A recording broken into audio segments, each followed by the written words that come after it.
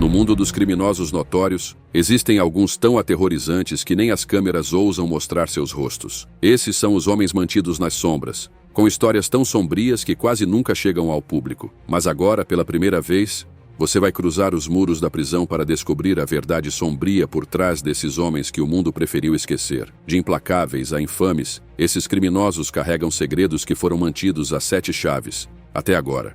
Prepare-se para conhecer as histórias aterrorizantes dos homens que nem as câmeras ousaram registrar. Começamos com Dennis Rader. Dennis Rader, mais infamemente conhecido como o assassino BTK, é uma figura que passou décadas se escondendo à vista de todos, fazendo parte do cotidiano de sua comunidade, enquanto cometia assassinatos brutais. Nascido no Kansas em 1945, Rader nutria desde jovem uma obsessão por fantasias sombrias de tortura e assassinato. Sentimentos que se transformaram em realidade de maneira horrível em 1974.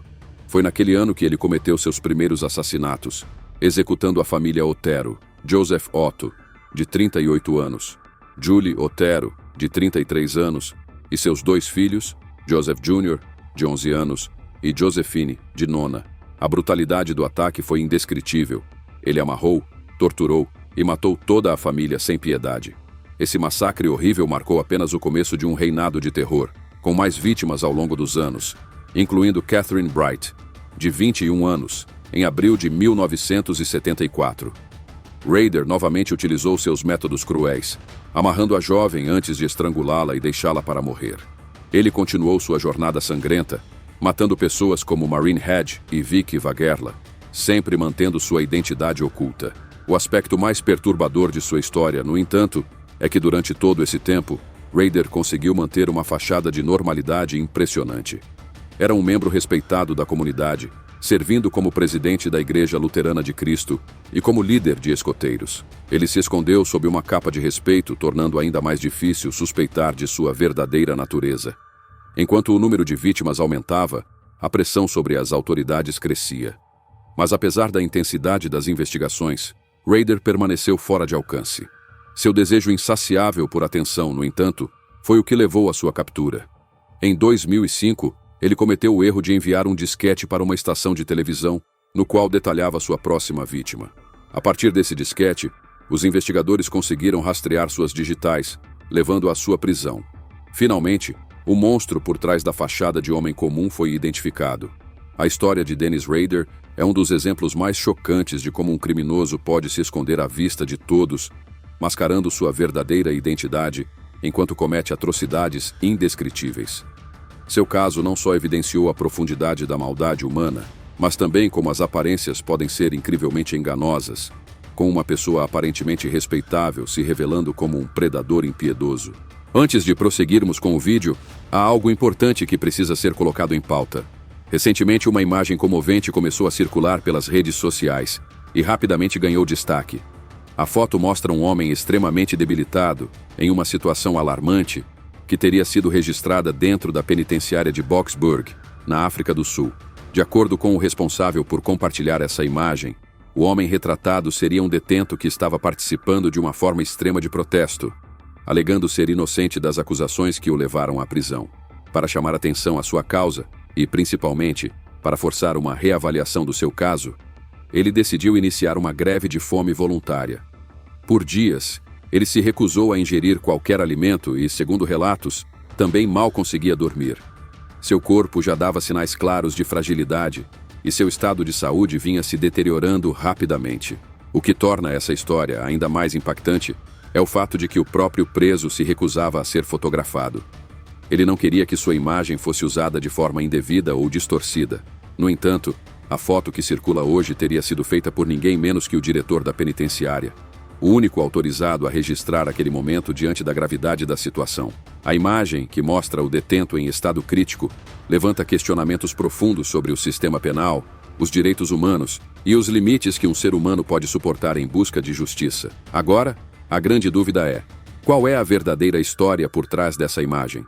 Será que estamos diante de mais um caso de injustiça ignorada pelo sistema?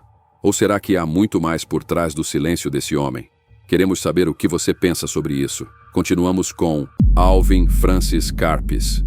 Também conhecido como um dos maiores inimigos públicos da história americana, foi um personagem que desafiou as autoridades federais de maneira surpreendente. Nascido em 10 de agosto de 1907, em Montreal, Canadá, com o nome de Alban Francis Karpovich, ele era de origem lituana e cresceu em um ambiente onde a violência e o crime eram comuns. Desde muito jovem, Karpis se envolveu com indivíduos de moral questionável, contrabandistas, jogadores e outros criminosos de baixa estatura, e sua jornada pelo mundo do crime começou aos 10 anos. Mas foi aos 19 anos que sua vida criminosa deu um passo mais audacioso, quando foi condenado a 10 anos de prisão por tentativa de roubo. No entanto, ele rapidamente se tornou famoso por escapar da prisão, dando início a uma sequência de eventos que solidificaria seu nome na história criminal dos Estados Unidos. Após a fuga, Karpis se uniu a outros prisioneiros e formou uma parceria com Fred Barker, criando a infame gangue Barker-Karpis. Juntos, eles cometeram uma série de assaltos a bancos, sequestros e outros crimes violentos. A gangue rapidamente ficou conhecida pela sua brutalidade, especialmente após um assassinato notório, o de Croy Kelly, xerife de uma pequena cidade, cuja morte se tornou um marco na carreira criminosa de Karpis. Esse ato consolidou ainda mais sua reputação como um dos criminosos mais perigosos e impiedosos da época. O reinado de terror da gangue Barker-Karpis, no entanto, não durou muito. Em 1936, após uma série de confrontos cada vez mais violentos com as autoridades, o fim de sua onda de crimes parecia inevitável. A gota d'água foi o sequestro de Edward Bremer, um caso que chamou tanto a atenção do público que até o presidente Franklin Roosevelt se envolveu no caso, o que aumentou a pressão sobre o FBI para capturar a gangue. A busca implacável pelos criminosos culminou na captura de Karpis em Nova Orleans, no dia 1º de maio de 1936. Sua prisão foi amplamente divulgada, marcando o fim de sua fuga e o início de sua jornada para a prisão. Karpis enfrentou um julgamento rápido e, como esperado, foi condenado à prisão perpétua. Ele foi enviado para a famosa penitenciária de Alcatraz, onde passou impressionantes 26 anos de sua vida. Lá, ele se tornou um dos prisioneiros mais conhecidos, não apenas pela notoriedade dos crimes que cometeu, mas também pelo tempo recorde que permaneceu atrás das grades, estabelecendo um novo padrão para aqueles que desafiaram a autoridade do FBI e da justiça americana. Em 1969, depois de um longo período na prisão, Karpis foi libertado condicionalmente, mas o mundo que ele encontrou ao sair das celas de Alcatraz era drasticamente diferente daquele que ele conhecera antes de ser preso. Sem mais o poder e o medo que antes possuía, Karpis teve dificuldades para se adaptar à vida fora das paredes da prisão. Sua fama de gênio do crime havia se dissipado com o tempo, e ele se viu isolado e distante dos velhos tempos. Após ser deportado para o Canadá, ele enfrentou desafios significativos para reconstruir sua vida. O passado criminal o impediu de obter um passaporte, o que dificultou sua tentativa de seguir uma vida mais tranquila. Em busca de paz, Karpis se mudou para a Espanha, onde, em 26 de agosto de 1979, morreu em circunstâncias misteriosas. Inicialmente, sua morte foi considerada um suicídio, mas investigações posteriores indicaram que ele faleceu de causas naturais, encerrando de vez o capítulo de uma vida marcada pela notoriedade e pelo crime. Entretanto, sua história não se compara a Charles Bronson. Michael Gordon Peterson, mais conhecido como Charles Bronson, nasceu em 6 de dezembro de 1952 e é amplamente reconhecido como um dos criminosos mais perigosos e notórios da história do sistema penitenciário britânico. Sua trajetória se inicia em uma infância marcada por turbulências, onde desde cedo demonstrou um comportamento agressivo e violento. Bronson se envolveu com frequência em brigas de rua, o que contribuiu para a formação de sua reputação como um homem de temperamento explosivo, alguém que não hesitava em se envolver em confrontos. Em 1974, sua vida tomou um rumo ainda mais sombrio. Durante uma tentativa frustrada de assalto a uma agência dos Correios em Luton, armando-se com uma espingarda, Bronson se viu no meio de um tiroteio com a polícia. O confronto resultou em vários policiais feridos, mas sua captura não foi nada simples. O julgamento subsequente foi um espetáculo de caos e desrespeito à autoridade. Em meio ao tribunal, Bronson interrompeu os procedimentos, agrediu guardas e mostrou um comportamento errático, que fez dele uma figura ainda mais imprevisível e temida. Sua atitude agressiva foi suficiente para que fosse diagnosticado como mentalmente instável, levando-o a ser transferido para Broadmoor, um hospital psiquiátrico de segurança máxima. Contudo, a transferência para Broadmoor não significou o fim de seu comportamento destrutivo. Lá, Bronson continuou a agredir outros pacientes e até tentou fazer reféns. Foi nesse período que ele adotou o nome Charles Bronson, inspirado no famoso ator de Hollywood, uma forma de criar uma identidade mais imponente e ameaçadora. À medida que sua notoriedade aumentava, também cresciam as medidas de segurança que o cercavam. Bronson foi transferido diversas vezes para prisões de segurança máxima, como Parkhurst e Wakefield, sendo vigiado de perto para tentar controlar sua natureza volátil. Apesar das condições severas de confinamento, Bronson não ficou restrito apenas à violência. Ele usou seu tempo na prisão para se transformar fisicamente, criando rotinas de exercícios intensos que o ajudaram a manter o corpo em forma, além de lhe proporcionar uma forma de escapar do confinamento psicológico. Durante esse período, ele também escreveu um livro chamado Solitary Fitness, no qual compartilhava suas experiências e a filosofia por trás de sua prática de exercícios na solitária. O livro ofereceu uma visão sobre a vida de um prisioneiro infame, como ele se tornara uma figura quase mítica dentro do sistema penal britânico. Sua fama atingiu um novo pico em 1998, durante um incidente dramático na HMP Birmingham, onde Bronson, armado, manteve 2 prisioneiros reféns, exigindo um helicóptero para sua fuga. O impasse durou várias horas, e como era de se esperar, exibiu sua audácia e capacidade de criar o caos dentro das prisões, mesmo sob intenso cerco. Esse evento consolidou ainda mais sua imagem como um criminoso audacioso e um mestre do caos dentro das paredes da prisão. Hoje, Charles Bronson continua sendo um símbolo de resistência e desafio dentro do sistema prisional.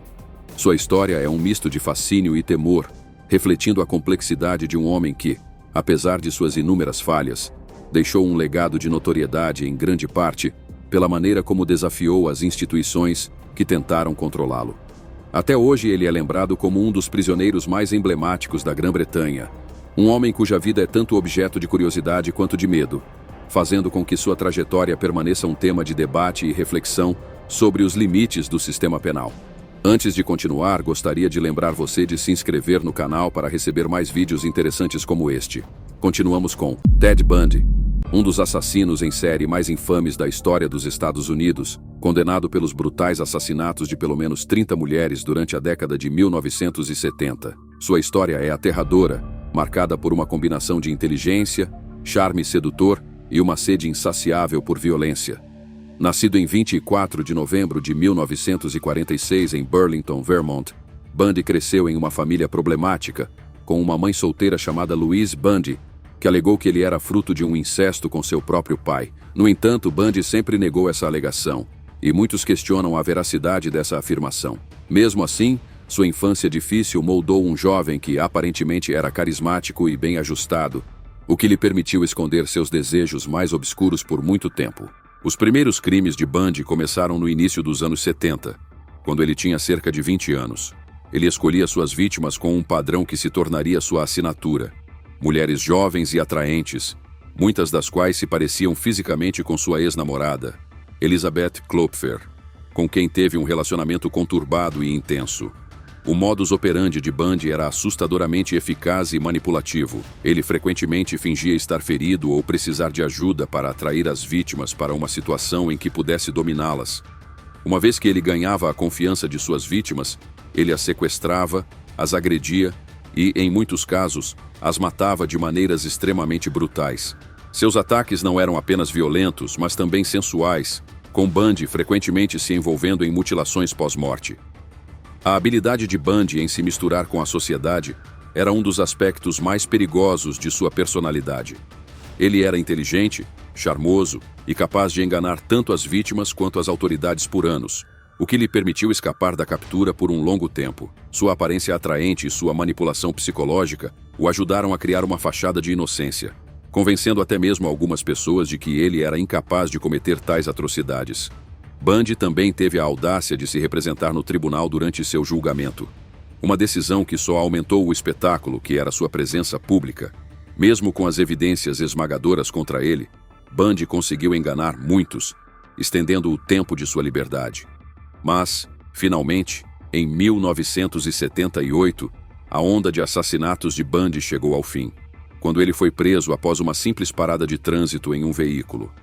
Nos anos seguintes, Bundy confessou os assassinatos de pelo menos 30 mulheres, embora os investigadores acreditem que o número real de vítimas possa ser muito maior, já que Bundy também era conhecido por mudar seus padrões e modus operandi, dificultando a detecção de suas ações. Sua condenação e sentença de morte por meio da cadeira elétrica em 1989 geraram um grande clamor na mídia, tornando-o um símbolo dos aspectos mais sombrios e distorcidos da natureza humana.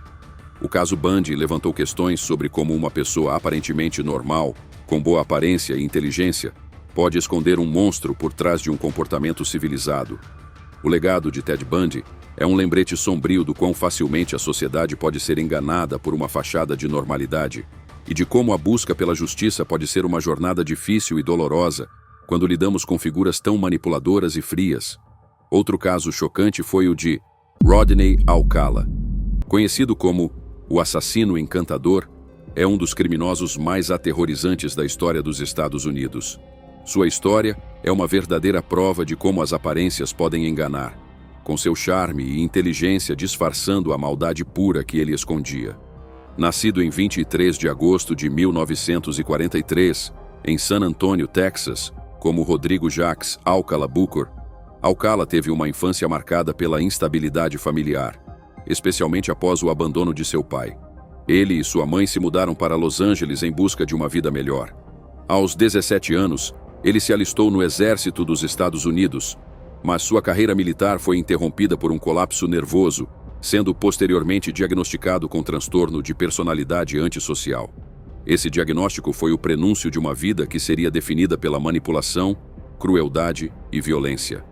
Apesar de seu estado mental conturbado, Alcala usava sua fala mansa, seu charme e sua inteligência para enganar muitas pessoas ao longo dos anos. Ele se mudaria para Nova York e assumiria o nome de John Bergerer, começando a se passar por fotógrafo profissional.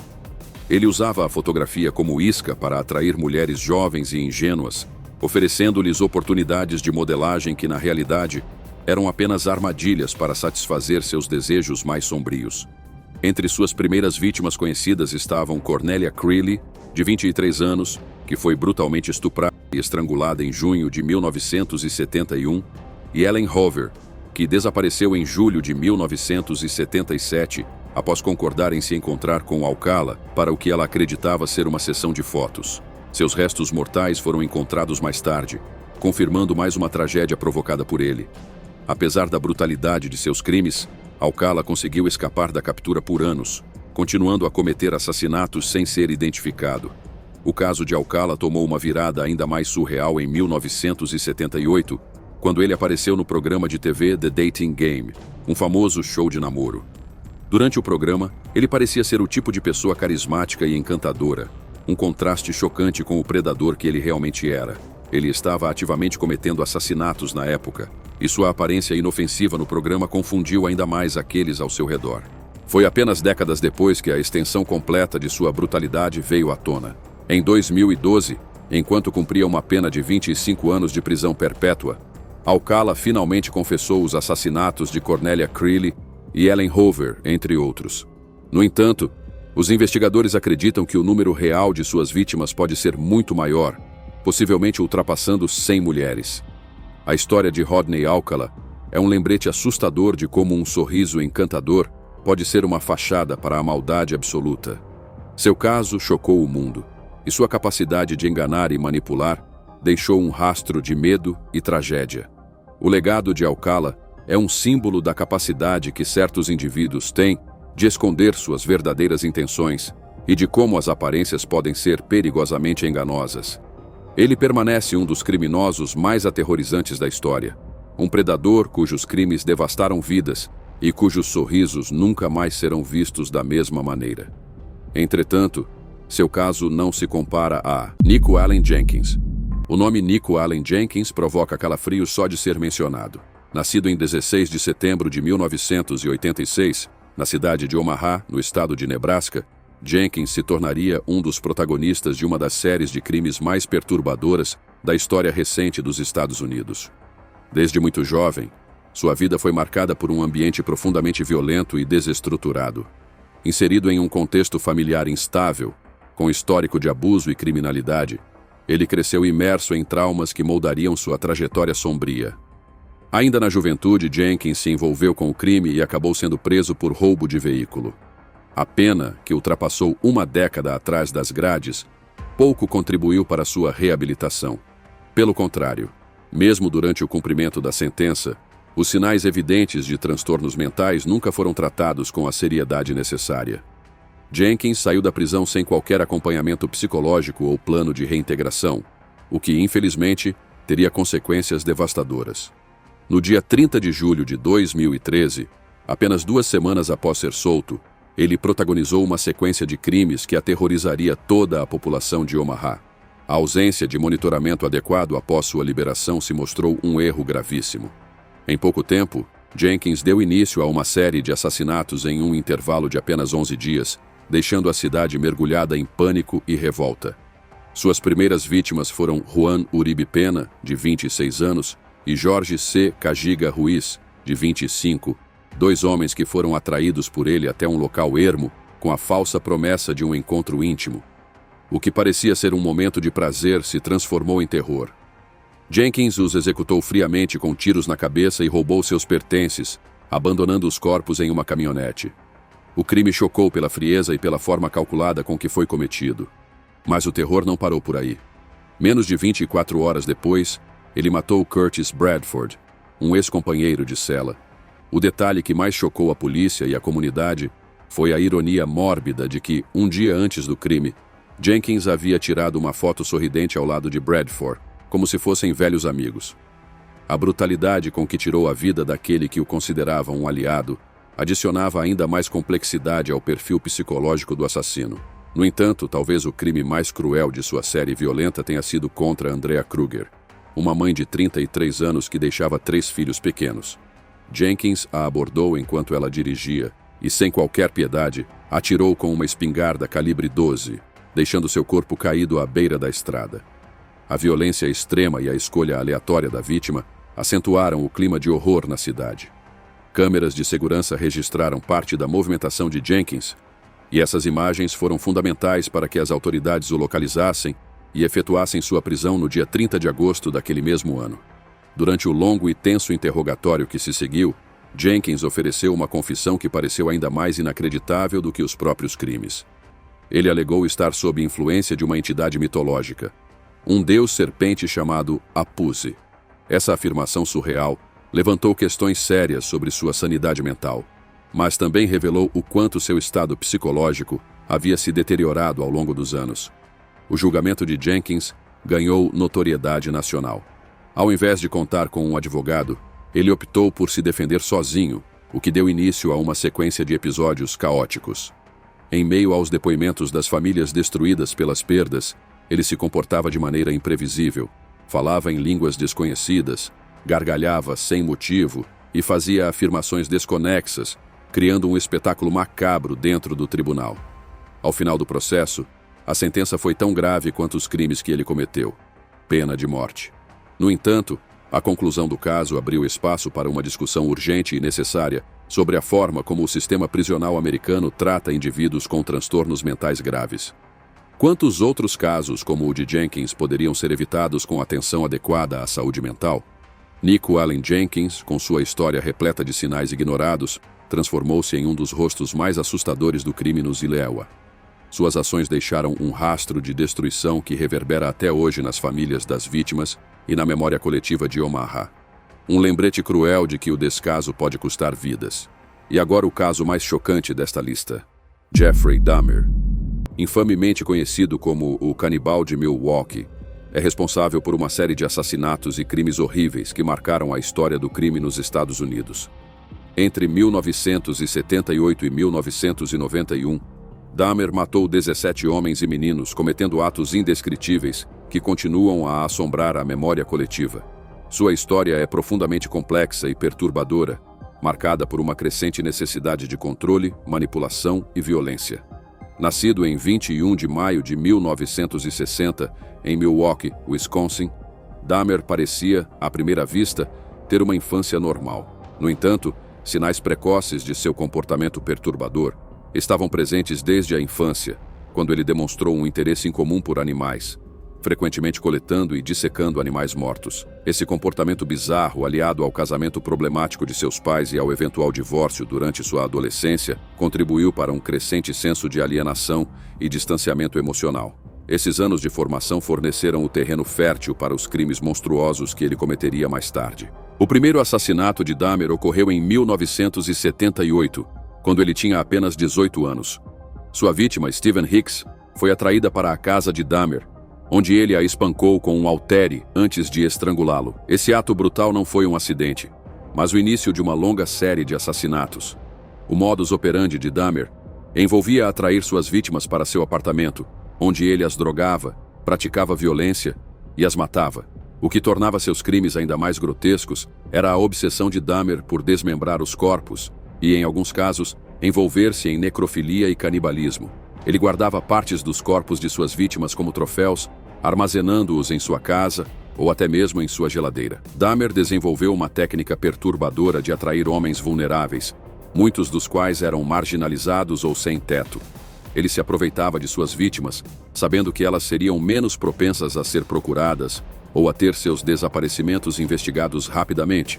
Sua capacidade de se misturar à sociedade, combinada com seu charme e aparência normal, permitiu que ele passasse despercebido por anos, continuando seu reinado de terror sem levantar suspeitas. Sua queda ocorreu em 1991, quando uma de suas vítimas, Tracy Edwards, conseguiu escapar de seu cativeiro e alertou a polícia. Edwards levou as autoridades de volta ao apartamento de Dahmer, onde foram encontradas fotos de suas vítimas desmembradas, juntamente com partes do corpo e outras evidências de suas práticas canibais.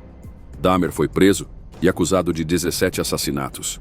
Durante seu julgamento, foi diagnosticado com um transtorno de personalidade borderline e transtorno de personalidade esquizotípica, mas foi considerado são o suficiente para ser julgado. Ele foi condenado a 15 penas consecutivas de prisão perpétua. O caso de Dahmer chocou o mundo, gerando discussões sobre a natureza de seus crimes e sobre a possibilidade de intervenção precoce para indivíduos que exibem comportamentos tão perigosos. Em 1994, enquanto cumpria sua pena na instituição correcional da Colômbia, Dahmer foi assassinado por um colega de cela. Seu nome permanece gravado na história como um dos assassinos em série mais notórios dos Estados Unidos, com seus crimes ainda a ecoarem discussões sobre a natureza humana e a maldade. E se estes casos te chocaram, confira este vídeo sobre o homem mais temido na prisão da Inglaterra. Obrigado por assistir. Fique com Deus e nos vemos em breve.